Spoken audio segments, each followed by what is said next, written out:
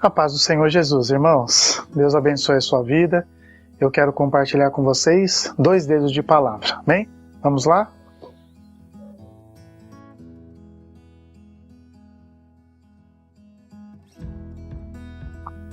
Bom, o texto que eu quero compartilhar com você hoje é um texto de João, Evangelho de João, capítulo 8, do versículo 1 até o 11º, do 1 ao 11. Eu não vou ler, irmãos, você conhece a história conta, fala da mulher adúltera. A gente não precisa ler, mas eu quero destacar algumas coisas no texto para a gente pensar um pouco, tá bom? É só uma reflexão e eu quero que você pense nisso. A história a gente conhece, ela conta que alguns religiosos vieram com uma mulher, a mulher havia cometido o pecado de adultério, ela é colocada no centro de todo mundo ali, no meio de todo mundo, e aí eles começam a perguntar para Jesus o que Jesus achava disso, que a mulher tinha adulterado e o que ele dizia sobre isso, e a gente conhece a história como sabedoria, misericórdia de Deus se manifestaram através de Jesus, né? E aquela mulher de fato foi absolvida, aquela situação acabou bem, né, bem para o Evangelho, acabou bem para o propósito de Deus, né? Mas eu quero destacar aqui 3 coisas nesse texto. Primeiro, Jesus não nega o pecado dessa mulher. Lá nos últimos versículos, ele diz: mulher, onde estão os teus acusadores? Ninguém te condenou? Nem eu tampouco te condeno. Vai e não peques mais. Jesus não nega que havia um pecado ali. Apesar de toda a situação ser meio enrolada, a situação ali tem umas coisas meio estranhas, como por exemplo, onde estava, né, a testemunha ocular da situação, do pecado, né?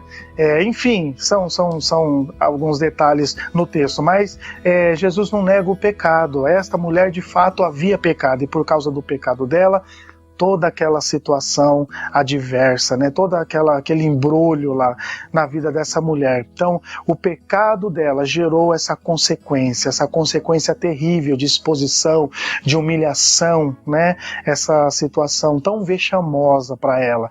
Então, muitas vezes, irmãos, a reflexão que a gente faz aqui é que muitas vezes a gente está passando por situações terríveis na nossa vida, dificuldades, enfim, exposição, seja qual for a situação adversa, né, a desventura que a gente estiver vivendo, ela pode ser, e talvez na maioria das vezes seja, consequência do nosso pecado.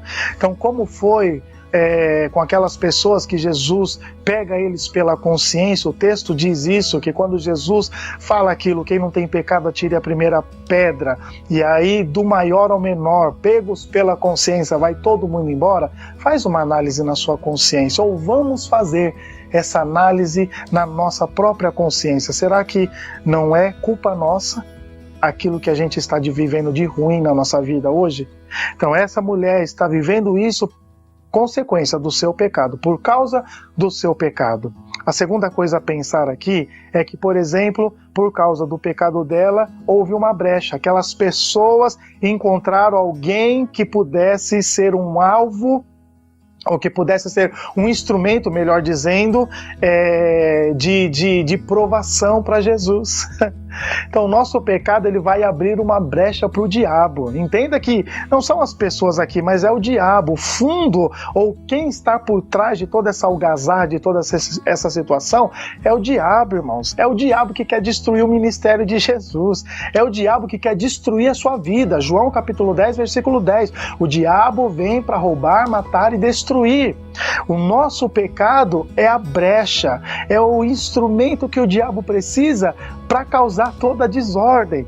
Então, o pecado dela trouxe essa exposição para ela, trouxe essa consequência de morte terrível para ela, e também foi a brecha para a terceira coisa que a gente vai falar, que é atingir outras pessoas. Mas nesse segundo ponto, entenda, toda vez, irmãos, que há pecado, nós abrimos uma oportunidade para o diabo lançar as suas setas. A Bíblia diz em Isaías que, Isaías capítulo 59, versículo 1 e 2, que o ouvido de Deus não está fechado, a mão dele não está encolhida para poder ouvir, para poder abençoar, mas os nossos pecados causam essa separação entre nós e Deus. O pecado causa separação entre nós e Deus. A Bíblia fala lá em Romanos capítulo 6, versículo 23, que o salário do pecado é a morte. Então o pecado causa separação, o pecado vai gerar morte. Vai gerar separação entre nós e Deus. Separados de Deus não há proteção, irmãos, não há proteção, não há guarda de Deus para as nossas vidas.